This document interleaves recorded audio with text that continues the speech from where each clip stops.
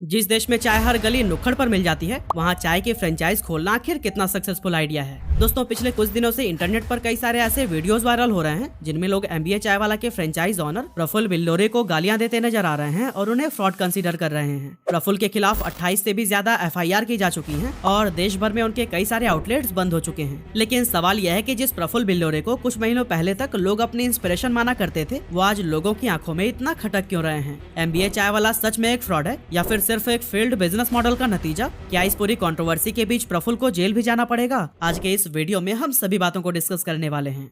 दोस्तों, सबसे पहले तो मैं यह क्लियर कर देना चाहता हूँ कि ये वीडियो एमबीए चाय वाला के ऑनर प्रफुल्ल पर कोई पर्सनल अटैक नहीं है, बल्कि आज हम सिर्फ इनके बिजनेस मॉडल को एनालाइज करने वाले हैं और इसके फेल होने का कारण ढूंढने वाले हैं। तो दोस्तों, प्रफुल्ल जब 14 जनवरी 1996 को एमपी के धार में पैदा हुए, तब वो एक मिडिल क्लास फैमिली से बिलोंग करते थे और जैसा कि एक टिपिकल मिडिल क्लास फैमिली में होता है, उनके पेरेंट्स भी चाहते थे कि वो पढ़ लिख कर कोई अच्छी सी जॉब कर लें। लेकिन प्रफुल्ल हमेशा से ही बिजनेस करने और एंटरप्रेन्योर बनने का सपना देखा करते थे। 20 साल की उम्र में वो कैट के एग्जाम में फेल हो जाते हैं और उन्हें अपने करियर का पहला मेजर सेटबैक मिलता है। प्रफुल्ल एमबीए करने के लिए आईआईएम अहमदाबाद जाना चाहते थे, जो कि उनके पिता का भी सपना था। लेकिन फैमिली प्रेशर की वजह से उन्हें एक प्राइवेट कॉलेज ज्वाइन करना पड़ जाता है। पर यहाँ पर प्रफुल्ल का पढ़ाई में बिल्कुल भी मन नहीं लगता है और इसी को देखते हुए वो कॉलेज छोड़ देते हैं। अब दोस्तों, आपको बता दूं कि प्रफुल्ल इस दौरान मैकडॉनल्ड्स में भी जॉब कर रहे थे, लेकिन उन्हें वो काम कुछ खास पसंद नहीं आता और इसी वजह से करीब 50 दिनों तक मैकडॉनल्ड्स में काम करने के बाद वो अपनी जॉब छोड़ देते हैं और आईआईएम अहमदाबाद के पास ही एक चाय का स्टॉल खोल लेते हैं। अब पहले दिन तो उन्हें 1 रुपए की भी कमाई नहीं होती है, लेकिन दूसरे दिन वो 300 रुपए कमा लेते हैं और इस तरह से प्रफुल्ल बिल्लोरे का चाय का बिजनेस शुरू हो जाता है।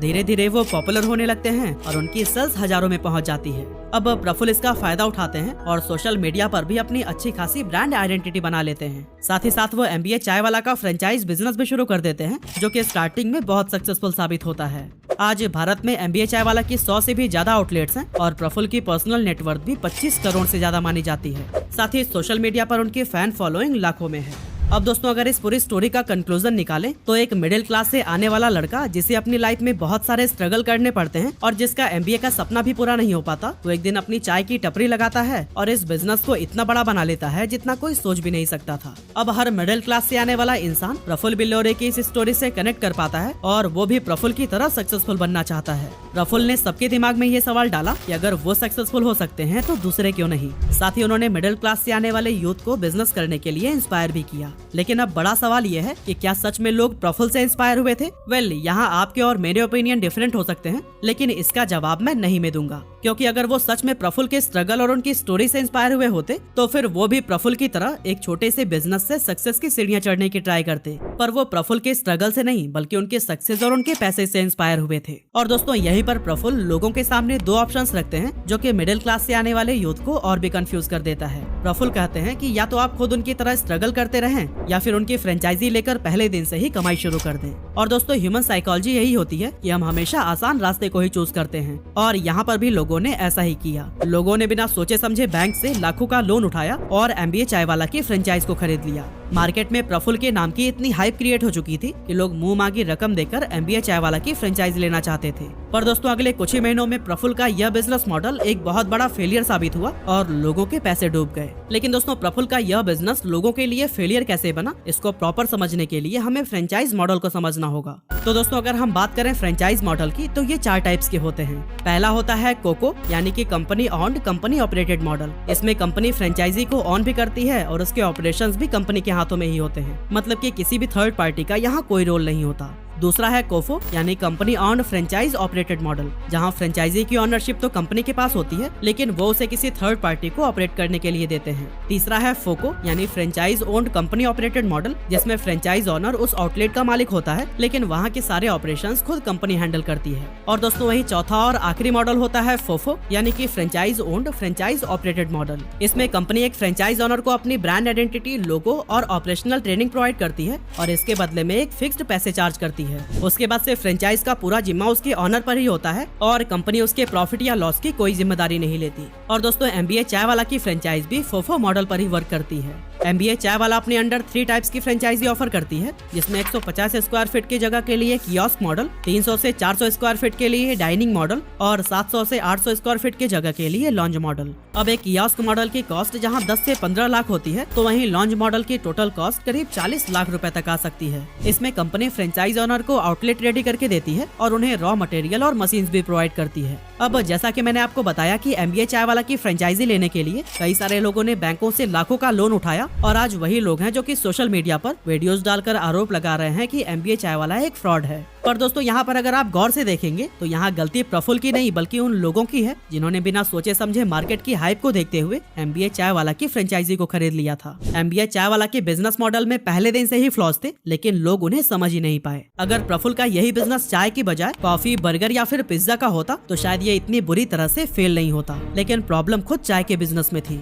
दोस्तों, हम भारतीयों के लिए चाय बहुत आम सी चीज है और हम में से ज्यादातर लोग 2 से 3 बार तो चाय पीते ही होंगे। अब हमारे घर में अगर कोई मेहमान आता है तो उसे हम चाय नाश्ता कराते हैं, न कि कॉफी या पिज्जा खिलाते हैं। लेकिन वहीं दूसरी तरफ अगर आप अपनी गर्लफ्रेंड के साथ डेट पर जा रहे हो या फिर फैमिली के साथ कोई रेस्टोरेंट में बैठे हो तो फिर आप चाय पीने के बारे में तो बिल्कुल भी नहीं सोचेंगे। एक्चुअली ह्यूमन साइकोलॉजी दुनिया की हर चीज को 2 तरीके से देखती है, एक है नीड और दूसरी है वांट। नीड यानी कि वो चीजें जो हर इंसान की बेसिक जरूरत होती है, जबकि वांट्स वो चीजें हैं जिन्हें हम पाना चाहते हैं या एक्सपीरियंस करना चाहते हैं। अब नीड और वांट की साइकोलॉजी ये है कि नीड की डिमांड जितनी ज्यादा होती है उसकी सप्लाई भी उतनी ही सरप्लस है। हम में से ज्यादातर लोग अपनी नीड्स को आसानी से पूरा कर लेते हैं और इसीलिए हम इन चीजों को सीरियसली नहीं लेते। वहीं वांट्स की डिमांड तो ज्यादा होती है लेकिन सप्लाई उतनी ज्यादा नहीं होती। यही वजह है कि लोग ऐसी चीजों को लग्जरी मानते हैं और उनको खरीदने के लिए ज्यादा पैसे खर्च करने के लिए भी तैयार रहते हैं। अब दोस्तों, जब भी हम कभी कॉफी पीने के लिए स्टारबक्स जाते हैं या फिर बर्गर खाने के लिए मैकडॉनल्ड्स, तो फिर वहाँ हमें एक प्रीमियम एक्सपीरियंस मिलता है। इन कंपनीज के फ्रेंचाइज की लाइटिंग और ओवरऑल एनवायरनमेंट इतना वाइब्रेंट और रिच होता है कि मिडिल क्लास इंसान को यहाँ आकर अमीरों वाली फीलिंग आती है और यही वजह है कि यहाँ पर हम ज्यादा पैसे खर्च करने के लिए भी तैयार हो जाते हैं। पर एमबीए चाय वाला के साथ ऐसा नहीं है। चाय हमारे लिए ना तो कोई प्रीमियम प्रोडक्ट है और ना ही इसके फ्रेंचाइज में आकर लोगों को रिच फील होता है। अब जैसा कि मैंने आपको पहले ही बताया था कि प्रफुल्ल बिल्लोरे से इन्फ्लुएंस होने वाले ज्यादातर लोग मिडिल क्लास से आते हैं, जो कि लाइफ में कुछ बड़ा कर पाए या नहीं लेकिन सपने बड़े जरूर देखते हैं। अगर हम प्रफुल्ल की ऑडियंस पर नजर डालें तो इनमें से 85 to 90% लोग छोटे शहरों और गाँव से आने वाले हैं, जबकि सिर्फ 10 से 15% लोग ही बड़े शहरों में रहते होंगे।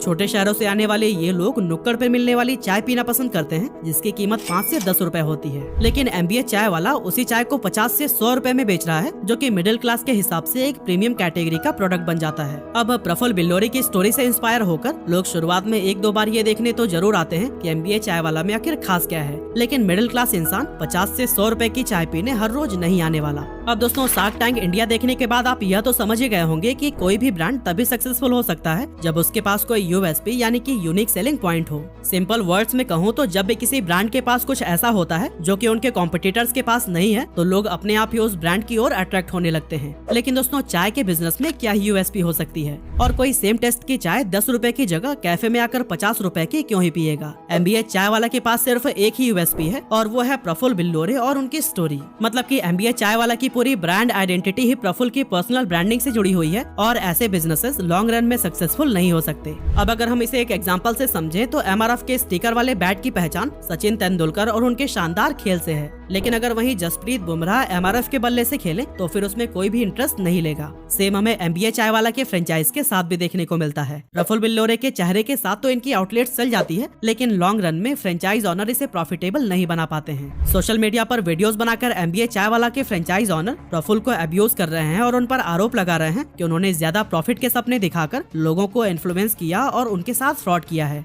अब अगर देखा जाए तो ये कुछ हद तक सही भी है, क्योंकि उन्होंने अपनी कई सारे स्पीचेज में कहा है कि उनकी फ्रेंचाइज खरीदकर लोग दिन के 10,000 तक की सेल्स कर सकते हैं और महीने के लाखों कमा सकते हैं। लेकिन ग्राउंड रियलिटी देखें तो फ्रेंचाइज ऑनर दिन के 1,000 रुपए भी नहीं कमा पा रहे हैं। तो अब सवाल उठता है कि क्या प्रफुल्ल बिल्लोरे को इसके लिए जेल जाना पड़ सकता है और क्या उन्हें फ्रेंचाइज ऑनर के पैसे लौटाने पड़ेंगे? अब दोस्तों, जैसा कि मैंने आपको बताया, एमबीए चाय वाला फोफो बिजनेस मॉडल पर चलता है, जिसमें कंपनी का काम फ्रेंचाइज इन्वेस्टर्स को फ्रेंचाइज एस्टेब्लिश करके देना होता है और उन्हें रॉ मटेरियल, इंफ्रास्ट्रक्चर और नेसेसरी ट्रेनिंग प्रोवाइड करनी होती है। लेकिन इसके बाद से कंपनी की कोई गारंटी नहीं होती है कि फ्रेंचाइज प्रॉफिट करेगी या फिर लॉस। प्रफुल्ल ने अपनी स्पीचेज में जो भी वादे किए हों, पर रिटन डॉक्यूमेंट में उन्होंने फ्रेंचाइज ऑनर्स को कोई भी प्रॉफिट की गारंटी नहीं दी थी। साथ ही उनकी फ्रेंचाइज फी भी नॉन रिफंडेबल होती है, जिसे कि वापस नहीं किया जाएगा। और दोस्तों, किसी भी देश का कानून मुंह से बोली हुई बातों पर नहीं बल्कि रिटन डॉक्यूमेंट पर बिलीव करता है, और इस तरह से प्रफुल्ल को शायद कोई लीगल इश्यूज झेलने पड़े। तो दोस्तों, मतलब यह है कि प्रफुल्ल पहले दिन से ही सेफ साइड पर थे और उन्होंने टेक्निकली कोई फ्रॉड नहीं किया है।